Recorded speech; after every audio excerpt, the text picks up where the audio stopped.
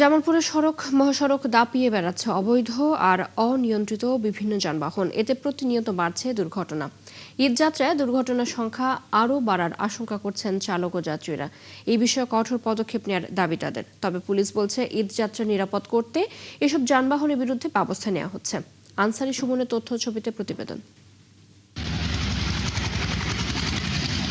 জামালপুর ময়মনসিংহ ও জামালপুর টাঙ্গাইল মহাসড়ক সহ জেলার প্রতিটি সড়ক দাপিয়ে বেড়াচ্ছে অবৈধ এবং অনিয়ন্ত্রিত বিভিন্ন যানবাহন। নসিমন, করিমন, ভটভটি নামের এসব যানবাহন মহাসড়কে চলাচল নিষিদ্ধ করা হলেও চাঁদা দিয়ে অনায়াসে চলছে।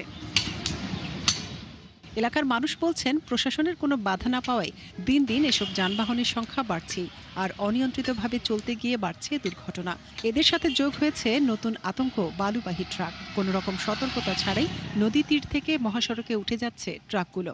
আমরা ঘর থেকে বের হওয়ার পরে সুষ্ঠুভাবে ঘরে ফিরতে পারবো কিনা তা নিয়ে সংশয় থাকতেছে, কারণ সড়কে যে পরিমাণ অবৈধ যানবাহন চলাচল করে। অদক্ষ ড্রাইভার, প্রশিক্ষণহীন ড্রাইভার বেপরোয়া গাড়ি চালাচ্ছে। যানবাহন চলাচলের কারণে ঈদকে সামনে রেখে ঈদের আগে ও পরে বড় ধরনের দুর্ঘটনার একটা সম্ভাবনা থাকে। সড়কে চলাচলকারী চালকরা বলছেন, অবৈধ এসব যানবাহনের কারণে দুর্ঘটনার ঝুঁকিতে তারা।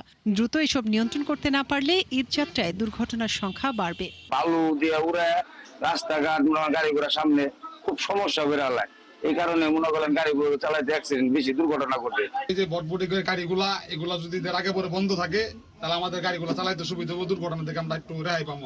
অনিয়ন্ত্রিত যে যানবাহনগুলি হাইওয়েতে চলাচল করে সেগুলির বিরুদ্ধেও ব্যবস্থা নিতে হবে। এদিকে অবৈধ যানবাহনের চালকরা বলছেন, সংসার চালাতে ঝুঁকি জেনেও তারা সড়কে নামছেন। হয়রানি মামলা দেয়, আমরা তো মনে করি যে পেড়ের গাড়ি চালাই, পেড়ের না চালানো এই গাড়ি আমরা চালাইতাম না। এ বিষয়ে জেলার ভারপ্রাপ্ত পুলিশ সুপার বলছেন, অবৈধ যানবাহনের বিরুদ্ধে নিয়মিত অভিযান পরিচালনা করছে ট্রাফিক বিভাগ।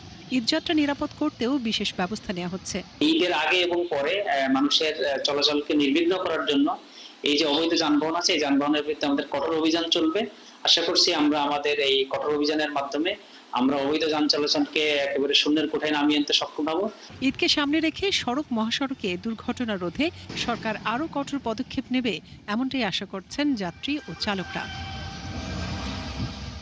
মনিরা কাজুরি, ৭১। জামালপুরের মহাসড়কের খবর জানাতে এবারে আমাদের সাথে যুক্ত হচ্ছেন সহকর্মী আনসারি সুমন। সুমন, মহাসড়কে কি পরিমাণ অবৈধ যানবাহন চলাচল করছে, এগুলোর বিরুদ্ধে কোনো পদক্ষেপ নেওয়া হচ্ছে কিনা জানাবেন।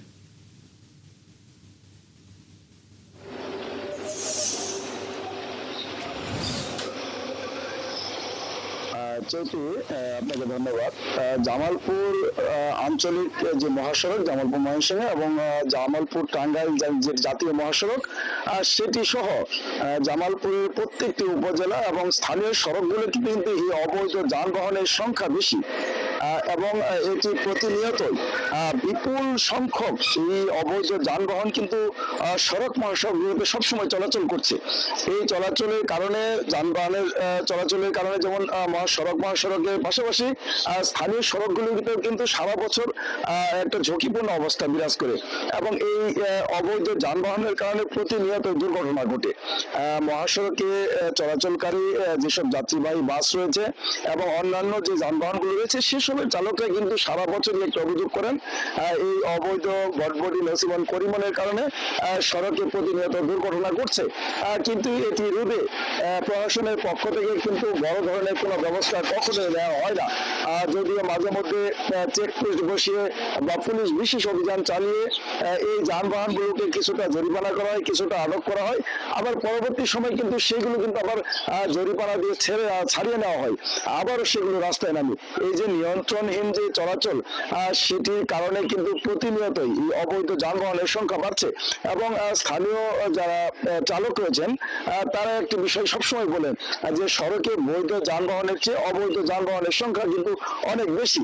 এই দীর্ঘ যে সড়ক যোগাযোগ ব্যবস্থা জামালপুরের, সেটির জন্য কিন্তু এই অবৈধ যানবাহন একটা মারাত্মক ঝুঁকি তৈরি করেছে এবং সামনে যে ঈদ উল ফিতর, এই ঈদযাত্রা কিন্তু ইতিমধ্যেই শুরু হয়েছে। এবং এই যাত্রাকে নিরাপদ করতে স্থানীয় যেসব চালকরা আছেন তাদের একটা দাবি ছিল যে ঈদের আগে এবং পরে এই অবৈধ যানবাহন যেন বন্ধ করা হয়। আর সেই সাথে নতুন একটি যে আতঙ্ক রয়েছে সেটি হচ্ছে বালিবাহী ট্রাক। এই বালিবাহী ট্রাকগুলো নদীর পাড় থেকে সরাসরি রাস্তায় উঠে আসার কারণে মাঝে মধ্যে এই দুর্ঘটনা ঘটছে। বিশেষ করে ঈদ উপলক্ষে যে বাস চালকরা আছেন জামালপুরে তাদের দাবি যেন ঈদ উপলক্ষে এই বালিবাহী ট্রাকটি বন্ধ করা হয় এবং অবৈধ যানবাহন ঈদের আগে এবং পরে যেন বন্ধ রাখা হয়। এটি বন্ধ না রাখলে বড় ধরনের দুর্ঘটনার আশঙ্কা করছেন তারা। চৈতি, শোভন, ধন্যবাদ আপনাকে।